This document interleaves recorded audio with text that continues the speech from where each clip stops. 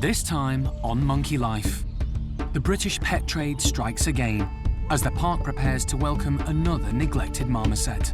Little boy's name is Leo, perhaps about 4 months old. We won't be able to confirm until he arrives. An emergency at the hospital when capuchin Winslow is injured in a fight. Until you clip all the fur away, you can't see the depth of the wound. And mischievous Bart's up to his old tricks when Paddy's pond is invaded.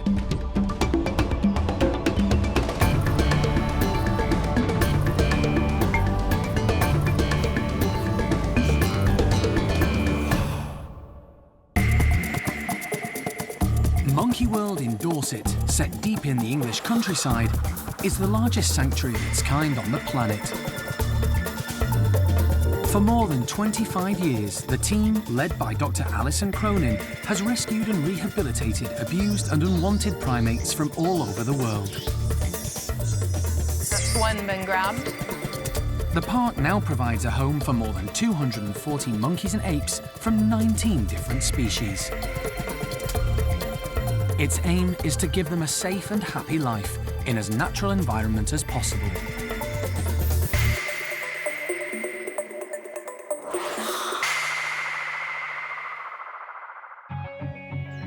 At the Marmoset house, primate care staff are busy preparing for yet another arrival. Over the last few years, Monkey World has been asked to take in an increasing number of these small monkeys. Some have been rescued from appalling living conditions. Others simply rehomed because the owners don't want the animals anymore. The problem stems from the British pet trade, as it's still legal to keep primates as pets in the UK. Unfortunately, many owners don't know how to look after them, and the monkeys end up suffering. But the park can only care for a limited number of marmosets, as it simply doesn't have the space. What do you do? It's really hard. We will never compromise the welfare of the primates that we have here at the park in order to bring others in. So already I'm turning away many people who are calling me saying, we've bought a pet marmoset and now it's either sick, unwell, or unhappy. We're upset. What do we do? Can we give it to you? And I'm turning loads of those calls away. But in extreme situations, Alison does still step in. And she's just had a call from the RSPCA about a very young marmoset who was taken to a veterinary practice in London. Little boy's name is Leo, perhaps about 4 months old, and perhaps male. We won't be able to confirm all of those things until he arrives. I've agreed for Leo to be brought to the park today from the veterinary practice in London, because already I can see from the x-rays that he's got malformations on his spine. I was told he has a stiff and bad gait already. She thinks that there's a hairline fracture of the femur. I can see where she's talking about. So for all of those reasons, we've agreed to take Leo on today. But otherwise, I'm going to have to continue to say no. Alison is hoping that Gabby, one of the adult females, will act as a surrogate mother to Leo. Gabby in the past has been absolutely brilliant. She adopted Solomon when we brought him in. Hopefully, Leo will just jump right onto her and Gabby can take over his rehabilitation. We'll have to wait and see what happens, but this marmoset that's coming today, even though he's only approximately 4 months old, already has potentially overwhelming physical problems and also overwhelming psychological and social problems, and we're going to try and turn all of that around straight away. Rescuing and rehabilitating primates is only a small part of the work that goes on at Monkey World. The primate care staff are keen to make sure the residents are stimulated too. They often make them work for their food and provide enrichment for them to keep them occupied.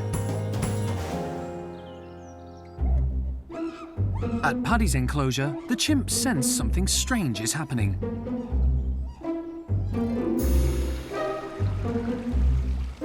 Their pond has been taken over. In the wild, chimpanzees don't swim, but they have been known to wade through water when necessary. So staff are interested to see if they'll be prepared to get their feet wet.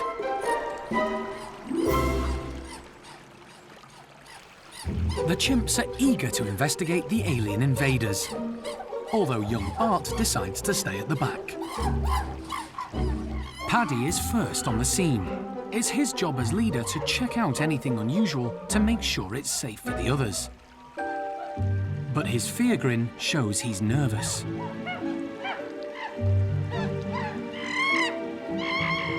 Beth, who's one of the highest-ranking females, joins him, but is also fear-grinning. Paddy grabs one of the ducks from the side of the pond and quickly discovers they've been filled with tasty yoghurt. Brave Cindy is the first to dip her toes. She's also a high-ranking female and must think it's worth the effort, because after Bixer grabs two from the side, she goes back to the water for another one.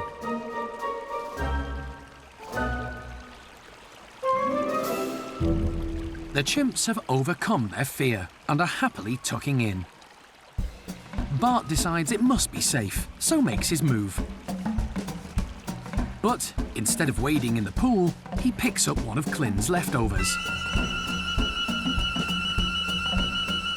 The cheeky little chimp then steals from Chatter, who's managed to gather quite a stash. Hebe wisely moves out of his way, leaving Chatter in Bart's line of fire again. While Dad Paddy is busy grabbing more ducks, Bart hunts out Hebe. She's not amused.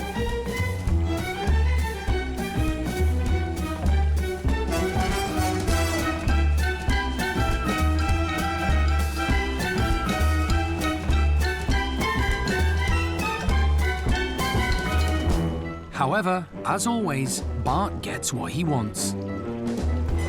And with all the alien invaders destroyed, Bart shows he's still got his dad wrapped around his little finger.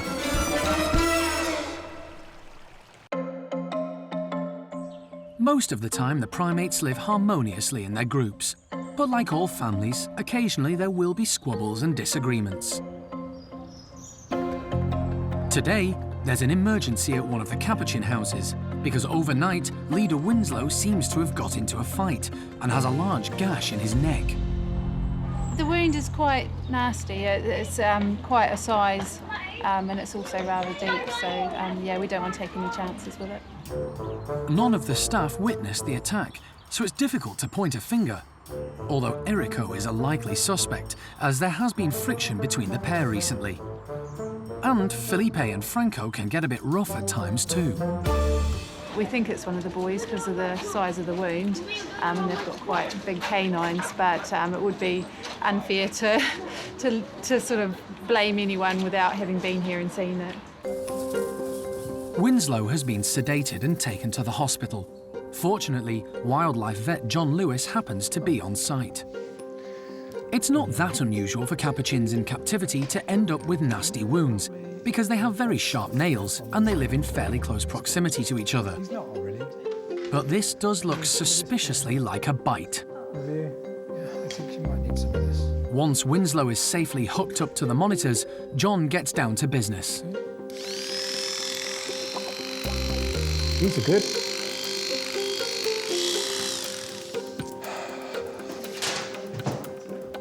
You happy there?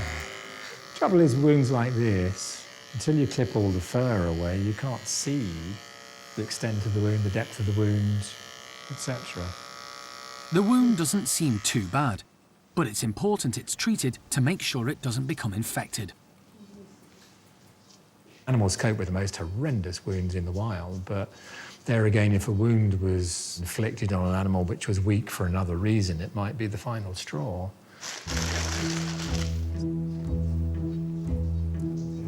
It would be nice to have a light really on it, wouldn't it? As with all the primates he treats, John is going to use dissolvable stitches. We rarely use anything else on animals, to be honest, because it means you don't have to handle the animal twice when it, to get the stitches out. The problem John now faces is how he's going to get the stitches to stay put. Capuchins are extremely dexterous and more than capable of pulling them out. I'm just gluing the knots to make them more difficult to undo. I'm not saying impossible, I'm saying more difficult. John has one more trick up his sleeve. I like aloe spray. It's micronized aluminium. It's very antibacterial, and it stays put for a while. It's good stuff. A dose of antibiotics and the operation is complete. I want him to feel a bit sore. I'm not going to give him a lot of painkillers.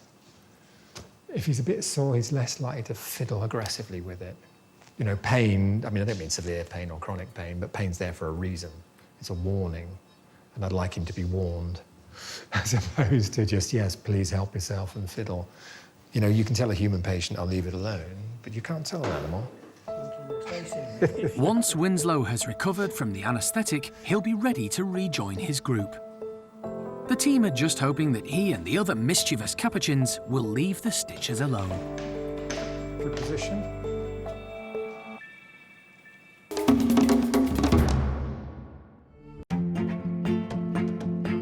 At the orang nursery, it's a big day for 9-year-old Jolie. The team have decided it's time for her to move to an adult group, so she's going to be joining Tuan, Roro, Xiaokuai, and baby Awan. To ease the transition, her adoptive mum Ame is going with her. The two orangs have been very close ever since Jolie arrived at the park in 2006. She came over as a baby from Moscow Zoo after her mum rejected her, and Ame immediately stepped into the breach. Jolie has been like her shadow ever since. You know, she's all grown up now, so time to graduate, and Tuan's the perfect, calm, fully mature male orangutan for them both to go across and meet. So hopefully they're going to willingly walk across from the nursery, overhead the tunnel, and into the enclosure next door. We'll let them settle for a few minutes and then bring the man out and see what happens.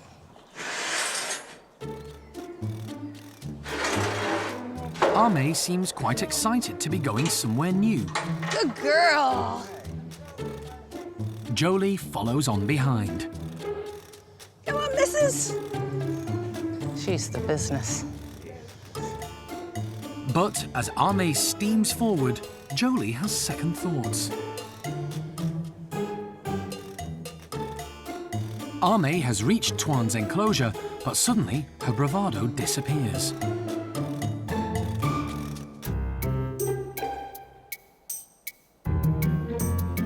She heads back to the nursery. Didn't like that place. Oh, Ame. It's another case of spontaneous indifference, I think. When it's right in your face, all of a sudden, it's, ooh, no, really, how much do I really want it? But we got time. The one thing with orangs is time. After a while, Ame gathers her courage and approaches Tuan's enclosure again. And Jolie follows her lead.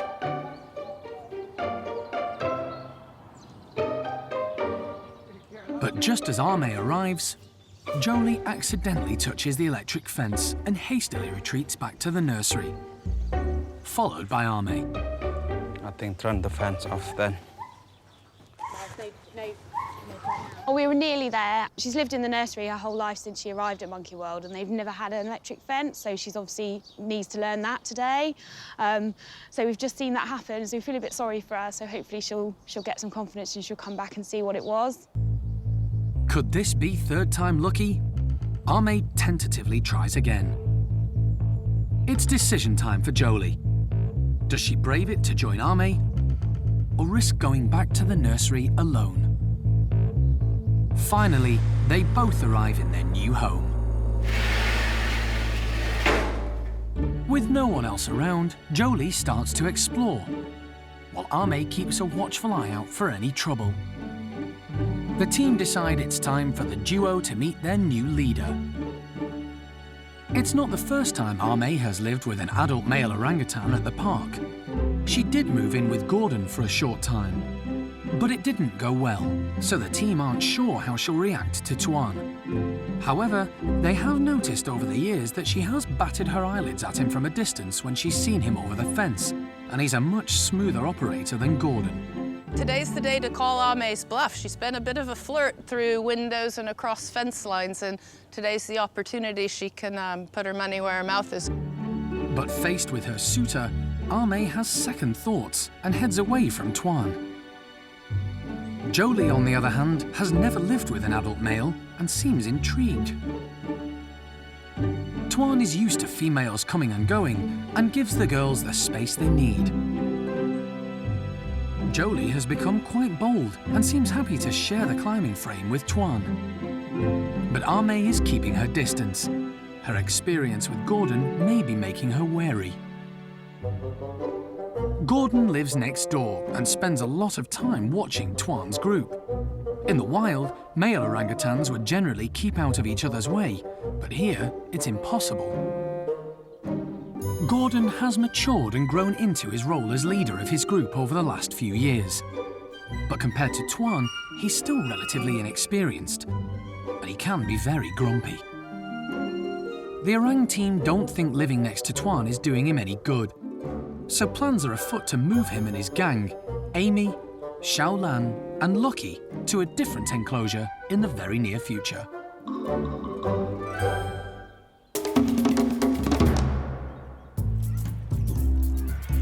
Winslow has recovered from his operation and is back in charge of his group of capuchins, none the worse for his ordeal. The staff were keen to get him back as quickly as possible to avoid any of the others taking advantage of the situation and making a bid for the leadership while he was away. Some of the lower ranking boys in the group were quite enjoying the fact that Winslow wasn't around. The more dominant males in the group as well, the likes of Erico, Felipe and Franco, might have quite liked having a break without the boss around. So, you know, they'll quite quickly be put back in their place if Winslow's feeling up to it, so that they know that he's back and he's in charge, and they should probably be a little bit more careful. Unfortunately, despite all the veterinary team's best efforts, his stitches have come away. The wound's not looking as good. We've seen a few of the females grooming the stitches, and they've actually started to pull stitches, and Winslow's continued the lovely job they've done. So now we're back to stage one again with that wound. So the team have had to come up with another approach.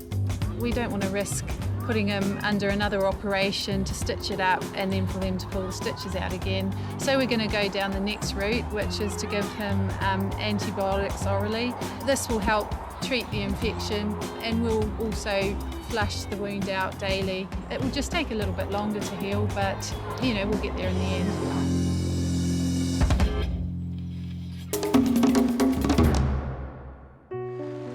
The RSPCA is just arriving at the park with baby marmoset Leo. They were tipped off by a veterinary practice in London who suspected the little monkey had been neglected. For the time being, Leo is going to be kept in a temporary cage on his own. They're having to be very careful because he's so fragile. He has problems with his spine and has trouble walking. He also has a fractured femur. Although Alison had seen his x-rays, she's shocked to see how much pain he's in. Gabby loves babies and is very interested in the newcomer. Alison is hoping she may act as a surrogate mum for him. That was interesting. He liked hearing Gabby's call. I would love to be able to give him to Gabby right now. And she's sitting at the front looking at him, wanting to take him, and we can't do it because his bones are so brittle right now. One little slip, one tiny little fall, and he'd shatter into a million pieces, and really, he'd either die himself at that point or we'd have to euthanize him. It's very unusual for the team to keep a monkey on its own, but Leo is an exceptional case. The team try to get him to eat. Come on, little man. He's not tempted by the offer of a juicy insect, so they give him some porridge instead, loaded with calcium and, very importantly, vitamin D3, which is vital for marmosets to stop them getting nutritional bone disease. The reason Leo is in such a dreadful state is because he should still be feeding from his mum and clinging to her. He nervously gives it a try. Oh, there he goes. Look, lapping it up. Many breeders of marmosets separate babies from their mothers too early and give inadequate or false advice to potential owners to encourage them to buy the monkeys. Leo's owner has given a written statement to the RSPCA. So, purchased marmoset about a month ago from the breeders, unable to afford companion for the monkey, but was told he would bond with the family instead. I'm not sure if he was hand-reared, aware that the monkey is young, but not aware that he should still be with his mother, was told he would bond better at a younger age. That's classic. Until we see him move, I'm not convinced that he actually can move. Yeah. Oh, he's peeking out. Hey, little man. Leo is one of the worst cases the park has ever seen. Because he's so frail, the team decide he would be better off in the cage he arrived in because it's smaller and there's less chance of him falling. His back end does not work at all right now at all, and what's perhaps even upsetting to me is that you watch him try and move and he just trembles, which is maybe him trying to make his limbs move, but I think it's a reaction to the pain. This is a very painful condition, and I think he's in the height of the throes of his bones bending and breaking, and he's a baby. This is one poorly monkey. I hazard to say it's probably an individual that's in the worst condition that we've brought in a long time. It's just tragic. He's tiny. I reckon he's on a knife edge right now. This is no done deal. I don't know if he's gonna make it or not. Next time on Monkey Life, golden-cheeked gibbon Tien plays hard to get when he moves in with his new mate, Kim. He's a little bit nervous and shy. Little Kim has just fronted him up. And Chimp Rodders pushes Lulu to the limit.